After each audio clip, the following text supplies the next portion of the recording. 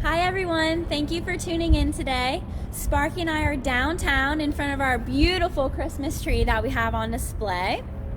And today we're going to be reading Katie the Candy Cane Fairy.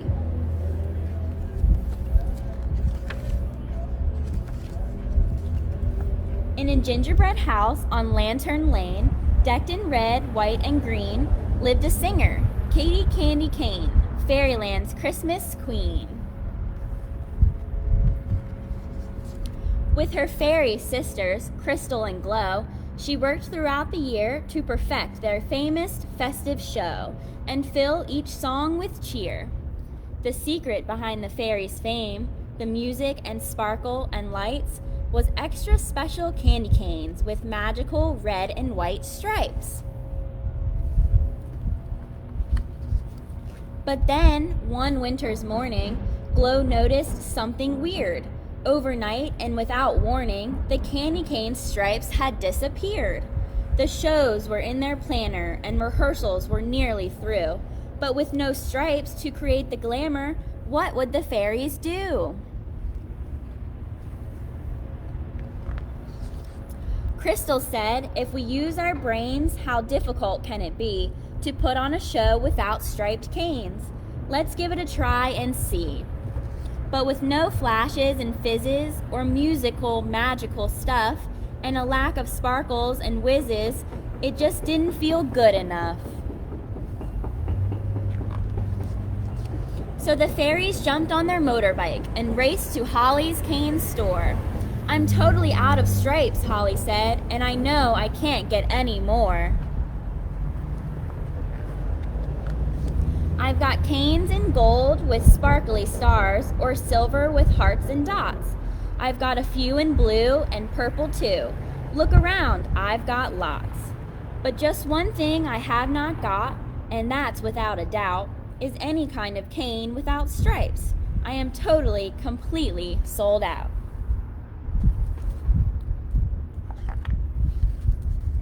Katie's poor head was in a spin. Her brain was in a tangle. The fairies had to think again to see things from a different angle. So they searched their house for their stripiest things, for hats and scarves and socks. They wore them together with stripes on their wings and their stripiest party socks. But as hard as they tried, things did not improve. Would nothing bring back their sparkling groove? When the day of the Christmas show came around, the fairies had done all they could, but without their canes, they feared it was bound to be boring and not any good.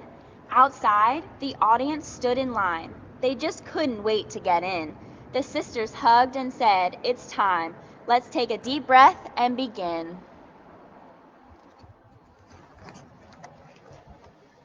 Alone on stage, the fairies sang.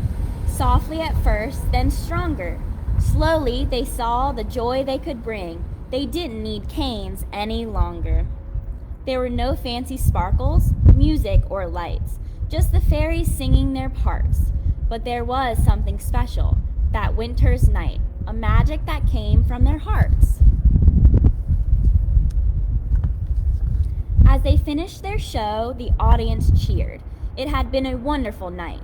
The fairies bowed, then stepped outside, and they were met by a magical sight. Candy cane stripes hung shining bright, like ribbons from every tree. They filled the sky with twinkling lights as far as the eye could see.